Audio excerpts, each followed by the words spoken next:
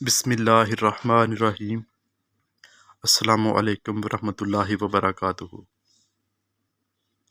ہمارا چینل قصہ کہانی میں آپ کو خوش آمدید۔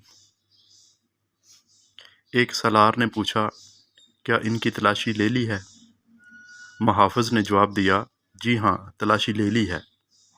یہ کہتے ہیں کہ ہم تاجر ہیں، ان کا سارا سامان کھلوا کر دیکھا ہے، جامع تلاشی بھی لے لی ہے، ان کے پاس ان خنجروں کے سوا اور کوئی ہتھیار نہیں۔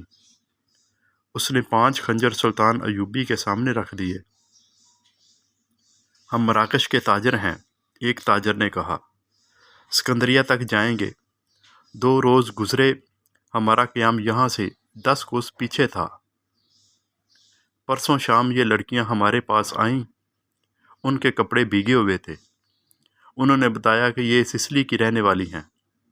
انہیں عیسائی فوج کا ایک کماندار گھروں سے پکڑ کر ساتھ لے آیا اور ایک بحری جہاز میں سوار کر دیا۔ ان کے ماں باپ غریب ہیں، یہ کہتی ہیں بے شمار جہاز اور کشتیاں چل پڑیں۔ لڑکیوں والے جہاز میں چند اور کماندار قسم کے آدمی تھے اور ان کی فوج بھی تھی۔ وہ سب ان لڑکیوں کے ساتھ شراب پی کر عیش و عشرت کرتے رہے۔ اس ساحل کے قریب آئے تو جہازوں پر آگ کے گولے گرنے لگے۔ تمام لوگ جہازوں سے سمندر میں کودنے لگے۔ ان لڑکیوں کو انہوں نے ایک کشتی میں بٹھا کر جہاز سے سمندر میں اتار دیا۔ یہ بتاتی ہیں کہ انہیں کشتی چلانی نہیں آتی تھی۔ کشتی سمندر میں ڈولتی اور بھٹکتی رہی، پھر ایک روز خود ہی ساحل سے آ لگی۔ ہمارا قیام ساحل کے ساتھ تھا، یہ ہمارے پاس آ گئیں۔ بہت ہی بری حالت میں تھیں۔ ہم نے انہیں پناہ میں لے لیا۔ انہیں ہم دھتکار تو نہیں سکتے تھے۔ ہمیں کچھ سمجھ نہیں آ رہی تھی کہ ان کا کیا کریں۔ پچھلے پڑاؤ سے یہاں تک انہیں ساتھ لے آئے ہیں۔ یہ سوار آ گئے اور ہمارے سامان کی تلاشی لینے لگے۔ ہم نے ان سے تلاشی کی وجہ پوچھی تو انہوں نے بتایا کہ سلطان صلاح الدین ایوبی امیر مصر کا حکم ہے۔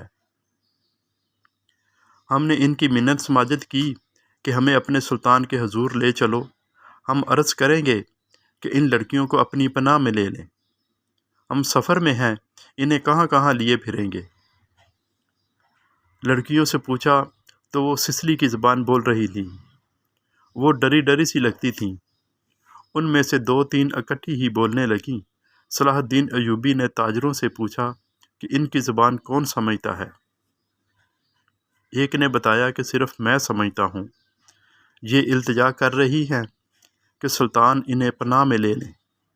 کہتی ہیں کہ ہم تاجروں کے قافلے کے ساتھ نہیں جائیں گے، کہیں ایسا نہ ہو کہ راستے میں ڈاکو ہمیں اٹھا کر لے جائیں۔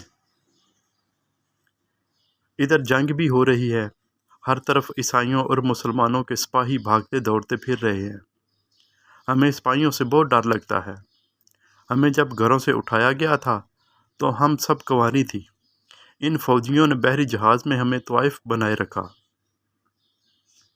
ایک لڑکی نے کہا تو اس کی زبان جاننے والے تاجر نے سلطان ایوبی سے کہا، یہ کہتی ہیں کہ ہمیں مسلمانوں کے بادشاہ تک پہنچا دو، ہو سکتا ہے اس کے دل میں رحم آ جائے۔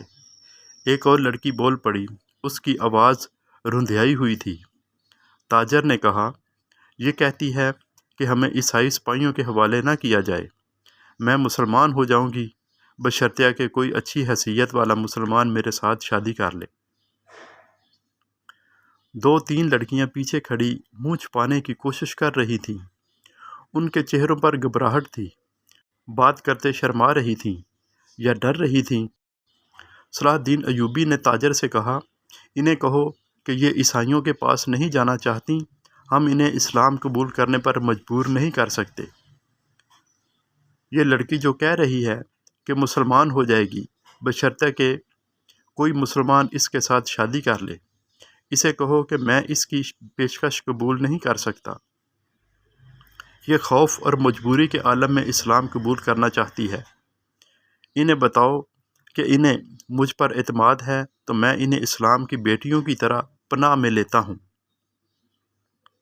اپنے دارالحکومت میں جا کر یہ انتظام کر دوں گا کہ انہیں عیسائی راہبوں یا کسی پادری کے پاس بھیج دوں۔ پادری یروشلم میں ہوں گے۔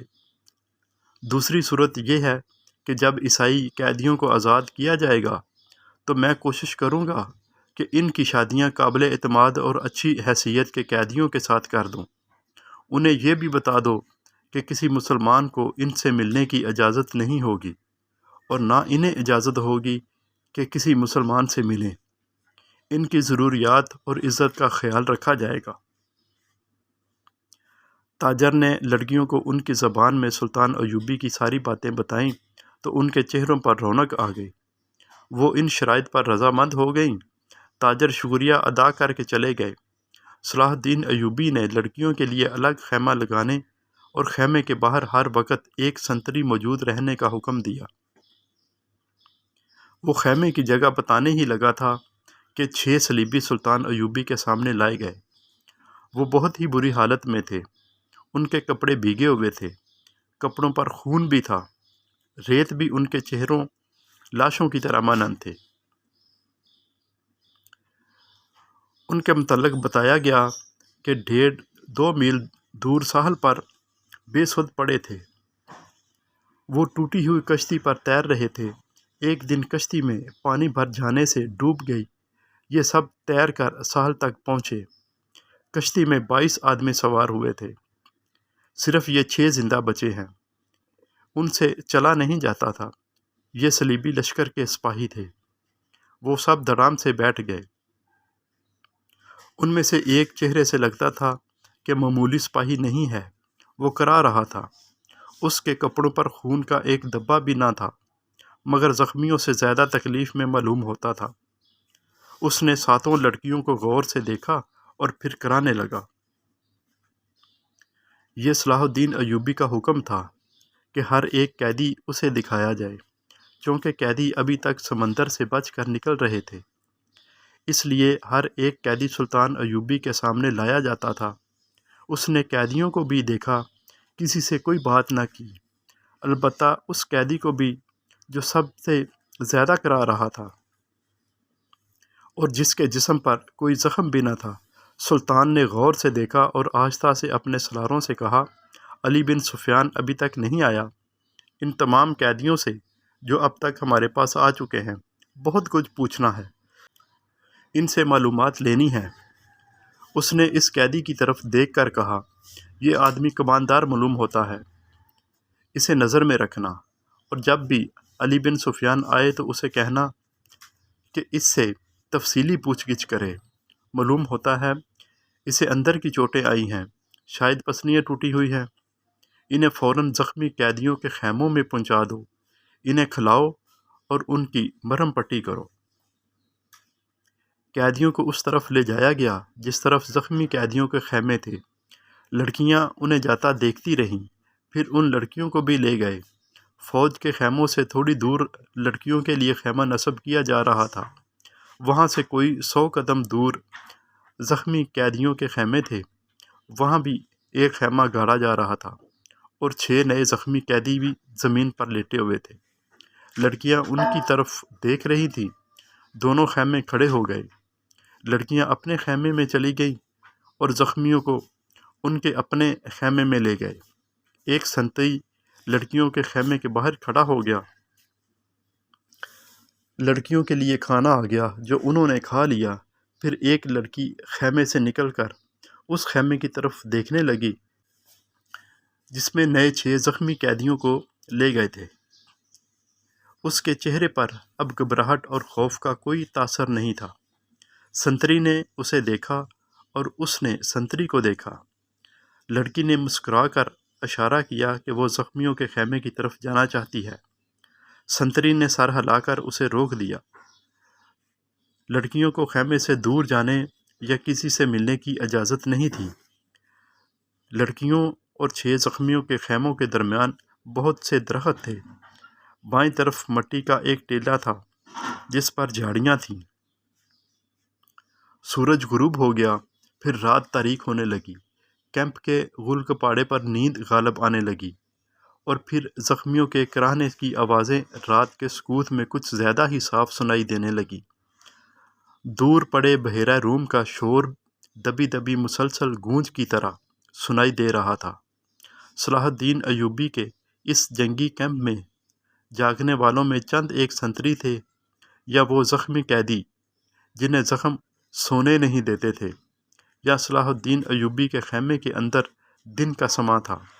وہاں کسی کو نیند نہیں آئی تھی۔ سلطان ایوبی کے 3 سالار اس کے پاس بیٹھے تھے اور باہر محافظ دستہ بیدار تھا۔ سلطان ایوبی نے ایک بار پھر کہا، علی بن سفیان ابھی تک نہیں آیا۔ اس کے لہجے میں تشویش تھی۔ اس نے کہا، اس کا قاصد بھی نہیں آیا۔ اگر کوئی گڑبڑ ہوتی تو اطلاع آ چکی ہوتی۔ ایک سالار نے کہا، معلوم ہوتا ہے وہاں سب ٹھیک ہے۔ امید تو یہی رکھنی چاہیے۔ صلاح الدین ایوبی نے کہا، لیکن 50,000 کے لشکر نے بغاوت کر دی تو سنبھالنا مشکل ہو جائے گا۔ وہاں نفری 1,500 سوار اور 2,700 پیادہ ہیں۔ ان کے مقابلے میں سوڈانی بہتر اور تجربہ کار عسکری ہیں اور تعداد میں بہت زیادہ۔ ناجی اور اس کے سازشی ٹولے کے خاتمے کے بعد بغاوت ممکن نظر نہیں آتی۔ ایک اور سالار نے کہا، قیادت کے بغیر سپاہی بغاوت نہیں کریں گے، پیش بندی ضروری ہے۔ صلاح الدین ایوبی نے کہا، لیکن علی آ جائے تو پتہ چلے گا کہ پیش بندی کس قسم کی جائے۔ صلیبیوں کو روکنے کے لیے تو سلطان ایوبی خود آیا تھا، لیکن دارالحکومت میں سوڈانی فوج کی بغاوت کا خطرہ تھا۔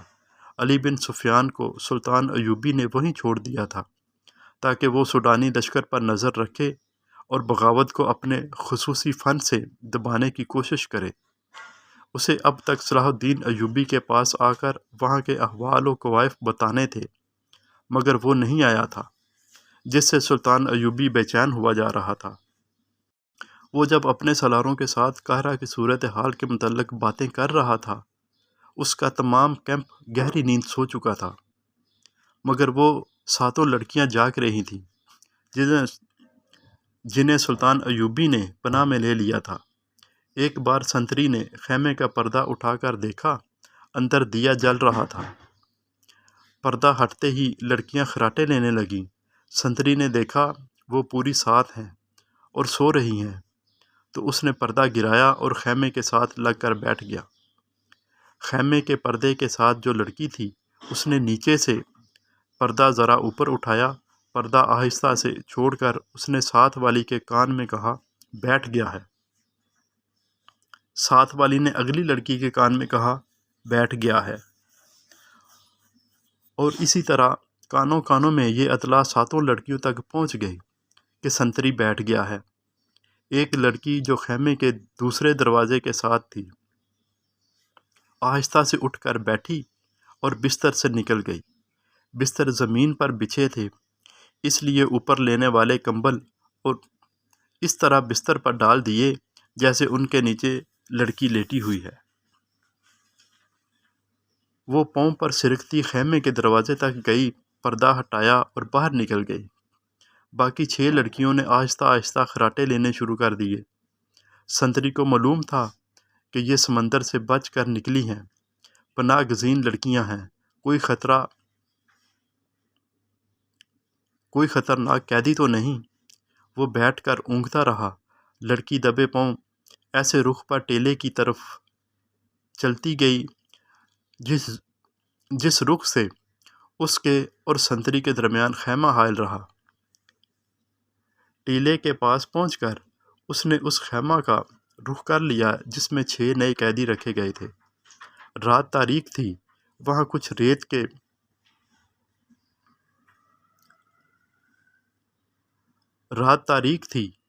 کچھ درخت تھے۔ سنتری اب ادھر دیکھتا بھی تو اسے لڑکی نظر نہ آتی۔ لڑکی بیٹھ گئی اور پاؤں سے سرک سرک کر آگے بڑھتی گئی۔ آگے ریت کی ڈیریاں سی تھیں۔ وہ ان کی اوٹ میں سرکتی ہوئی خیمے کے قریب پہنچ گئی، مگر وہاں ایک سنتری ٹہل رہا تھا۔ لڑکی ایک ڈیری کے پاس لیٹ گئی۔ سنتری اسے سیاہ سائے کی طرح نظر آ رہا تھا۔ وہ اب 2 سنتریوں کے درمیان تھی، ایک اس کے اپنے خیمے کا اور دوسرا زخمیوں کے خیمے کا۔ اسے ڈر یہ تھا کہ زخمیوں کا سنتری اس کی طرف آ گیا تو وہ پکڑی جائے گی۔ بہت دیر انتظار کے بعد سنتری دوسرے زخمیوں کی طرف چلا گیا۔ لڑکی ہاتھوں اور گھٹنوں کے بل چلتی خیمے تک پہنچ گئی اور پردہ اٹھا کر اندر چلی گئی۔ اندر اندھیرا تھا۔ 2-3 زخمی آہستہ آہستہ کرا رہے تھے۔ شاید ان میں سے کسی نے خیمے کا پردہ اٹھتا دیکھ لیا تھا۔ اس نے دھیمی آواز میں پوچھا، کون ہے؟ لڑکی نے منہ سے شی کی لمبی آواز نکالی اور سرگوشی میں پوچھا، رابن کہاں ہے؟ اسے جواب ملا، ادھر سے تیسرا۔ لڑکی نے تیسرے آدمی کے پاؤں ہلائے تو آواز آئی، کون ہے؟ لڑکی نے جواب دیا، موبی۔ رابن اٹھ بیٹھا، ہاتھ لمبا کر کے لڑکی کو بازو سے پکڑا اور اسے اپنے بستر میں گھسیٹ لیا۔ اسے اپنے پاس لٹا کر اوپر کمبل ڈال دیا۔ بولا، سنتری نہ آ جائے، میرے ساتھ لگی رہو۔ اس نے لڑکی کو اپنے ساتھ لگا لیا اور کہا، میں اس اتفاق پر حیران ہو رہا ہوں کہ ہماری ملاقات ہو گئی ہے۔ یہ ایک معجزہ ہے جس سے ظاہر ہوتا ہے کہ خدا یسوع مسیح کو ہماری کامیابی منظور ہے۔ ہم نے بہت بری شکست کھائی ہے، لیکن یہ سب دھوکہ تھا۔ یہ وہی زخمی قیدی تھا جو دوسروں سے الگ تھلگ اور چہرے سے جسے سے معمولی سپاہی نہیں بلکہ اعلیٰ رتبے کا لگتا تھا۔ صلاح الدین ایوبی نے بھی کہا تھا کہ یہ کوئی معمولی سپاہی نہیں، اس پر نظر رکھنا۔ علی بن سفیان اس سے تفتیش اور تحقیقات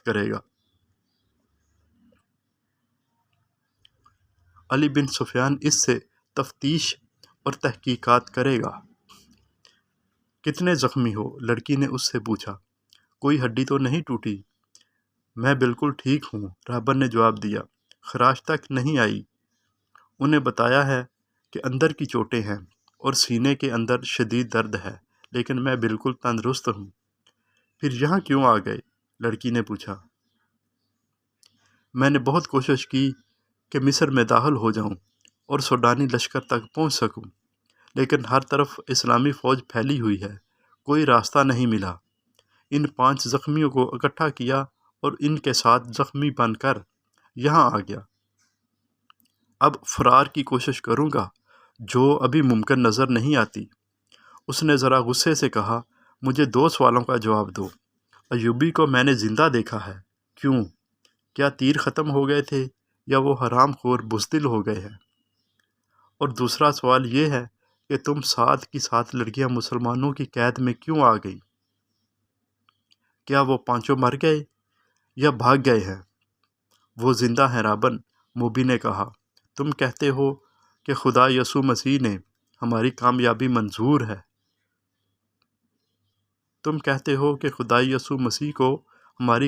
منظور ہے۔ لیکن میں کہتی ہوں کہ ہمارا خدا ہمیں کسی گناہ کی سزا دے رہا ہے۔ صلاح الدین ایوبی اس لیے زندہ ہے کہ تیر اس کے پاؤں کے درمیان ریت میں لگا تھا۔ کیا تیر کسی لڑکی نے چلایا تھا؟ رابن نے پوچھا۔ کرسٹوفر کہاں تھا؟ اسی نے تیر چلایا تھا، مگر کرسٹوفر کا تیر خطا گیا۔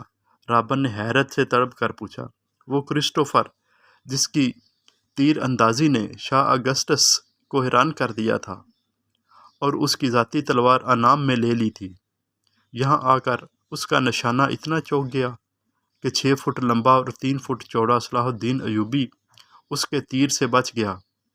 بدبخت کے ہاتھ ڈر سے کانپ گئے ہوں گے۔ فاصلہ زیادہ تھا، موبی نے کہا، اور کرسٹوفر کہتا تھا کہ تیر کمان سے نکلنے ہی لگا تھا کہ کھلی آنکھ میں مچھر پڑ گیا، اسی حالت میں تیر نکل گیا۔ پھر کیا ہوا؟ جو ہونا چاہیے تھا، موبی نے کہا۔ صلاح الدین ایوبی ساحل پر گیا تھا تو اس کے 3 کمانڈر تھے اور 4 محافظوں کا دستہ تھا، وہ ہر طرف پھیل گئے۔ یہ تو ہماری خوش قسمتی تھی کہ علاقہ چٹانی تھا، کرسٹوفر بچ کر نکل آیا، اور پھر ہمیں اتنا وقت مل گیا کہ ترکش اور کمان ریت میں دبا کر اوپر اونٹ بٹھا دیا۔ سپاہی آ گئے تو کرسٹوفر نے انہیں بتایا کہ وہ پانچوں مراکش کے تاجر ہیں اور یہ لڑکیاں سمندر سے نکل کر ہماری پناہ میں آئی ہیں۔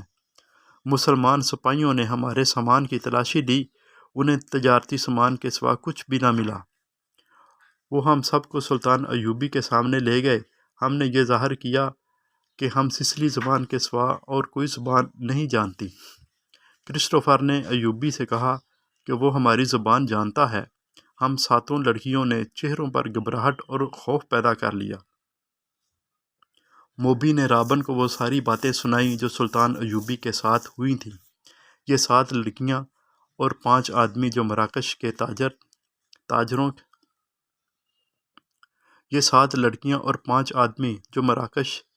تاجر کے بھیس میں حملے سے 2 روز پہلے ساحل پر اتر گئے تھے۔ 5 آدمی صلیبیوں کے تجربہ کار جاسوس اور کمانڈوز تھے۔ یہ لڑکیاں بھی جاسوس تھیں۔ جاسوسی کے علاوہ ان کے ذمے یہ کام بھی تھا کہ مسلمان سالاروں کو اپنے جال میں پھانسیں۔ وہ خوبصورت تو تھیں ہی، انہیں جاسوسی اور ذہنوں کی تخریب کاری کی خاص ٹریننگ دی گئی تھی۔ اس ٹریننگ میں اداکاری خاص طور پر شامل تھی۔ 5 مردوں کا یہ مشن تھا کہ صلاح الدین ایوبی کو ختم کرنا اور ناجی کے ساتھ رابطہ رکھنا ہے۔ لڑکیاں مصر کی زبان روانی سے بول سکتی تھیں، لیکن انہوں نے ظاہر نہیں ہونے دیا۔ رابن اس شعبے کا سربراہ تھا، اسے ناجی تک پہنچنا تھا، مگر صلاح الدین ایوبی اور علی بن سفیان کی چال نے یہاں کے حالات کا رخ ہی الٹا کر دیا۔ یہ تم صلاح الدین ایوبی کو جال میں نہیں پھنسا سکتی؟ رابن نے پوچھا۔ ابھی تو یہاں پہلی رات ہے، موبی نے کہا۔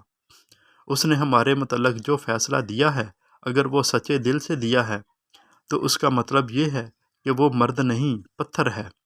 اگر اسے ہمارے ساتھ کوئی دلچسپی ہوتی تو کسی ایک کو اپنے خیمے میں بلا لیتا۔